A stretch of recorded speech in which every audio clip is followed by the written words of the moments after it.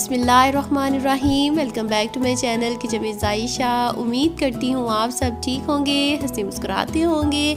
आज मैं आप लोगों के लिए बहुत ही आसान टोटका लेकर हाजिर हुई हूँ। किस चीज़ के लिए है? ये है जी खांसी, बुखार, ज़ुकाम, चेस्ट इन्फेक्शन। सर्दी आते ही बच्चे, बड़े, बुज़ुर्ग हर कोई इस चीज़ को बहुत ही ज़्यादा फेस कर रहा है।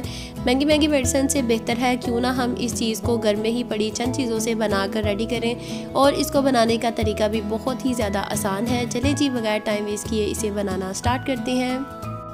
नज़ला, बुखार, ज़ुकाम और चेस्ट इन्फेक्शन के लिए हम जो चीज़ बनाएंगे उसके लिए हमें चाहिए एक तवा। उसके ऊपर हम ऐड करेंगे 2 अदद दालचीनी की स्टिक्स। 5 से 6 अदद हम इसमें ऐड करेंगे साबुत वाली काली मिर्च। 4 अदद हम ऐड करेंगे लौंग और इन्हें मीडियम टू लो फ्लेम पे अच्छी तरह से हम रोस्ट कर लेंगे तब तक जब तक इनमें से बहुत ही प्यारी खुशबू आना स्टार्ट नहीं हो जाती। अच्छी तरह से हम इन्हें लो फ्लेम पे ही रोस्ट करेंगे। और अगर इस दौरान आपने मेरे चैनल को सब्सक्राइब नहीं किया तो प्लीज़ मेरे चैनल को सब्सक्राइब कर लें। ये आपकी तरफ से प्यार होता है, इनाम होता है। और जिसने पहले ही मेरे चैनल को सब्सक्राइब किया हुआ है, thank you so much and जज़ाकिल्लाह। अच्छी तरह से मैंने मसालों को ड्राई रोस्ट कर लिया था और अब हम इसे मिक्सी जार में ऐड करेंगे और अच्छी तरह से हम इसे ब्लेंड कर लेंगे।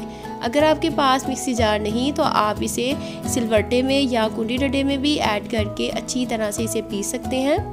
मैंने इसका बहुत ही फाइन पाउडर बना लिया है और अब हम इसे एक खूबसूरत सी प्याली में निकाल लेंगे। 1/4 टीस्पून हम इसमें ऐड करेंगे हल्दी, जो जोड़ों के दर्द के लिए बहुत ही ज़्यादा फ़ायदेमंद है।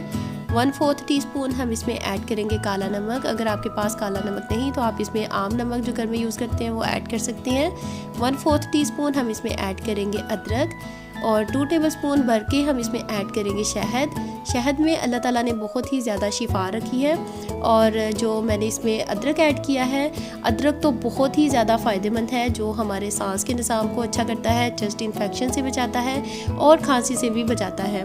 घर में पड़ी हुई चंद चीज़ों से आप इसे रेडी करें और फ़ायदा उठाएं। महंगी मेडिसिन से बेहतर है कि आप इसे बनाएं और इसे बच्चे, बड़े, जो भी घर में बीमार है उसको खिलाएं। इसको खिलाने का तरीका क्या है? आपने जब कोई बड़ा है तो उसके लिए 1/4 टीस्पून आप इसे सुबह, शाम, दोपहर खा सकते हैं। और अगर छोटे बच्चे हैं तो आप उसे उंगली के ऊपर लगाकर थोड़ा सा उसको चटा दें तो इंशाल्लाह बेहतर हो जाएगा। और आप इसे स्टोर भी कर सकते हैं। स्टोर करने के लिए आपने कांच की शीशी लेनी है, उसके अंदर आप इसे स्टोर कर सकते हैं या प्लास्टिक का कोई भी बर्तन ले लें जिसका ढक्कन वगैरह हो, उसमें भी आप इसे स्टोर कर सकते हैं। अगर आपको मेरी आज की ये वीडियो पसंद आई हो तो प्लीज़ मुझे कमेंट में लाजमी बताइएगा। आपकी कमेंट मुझे हिम्मत देते हैं मज़ीद और अच्छा काम करने की। और मेरे चैनल किचन विद जायशा को सब्सक्राइब करना मत भूलिएगा।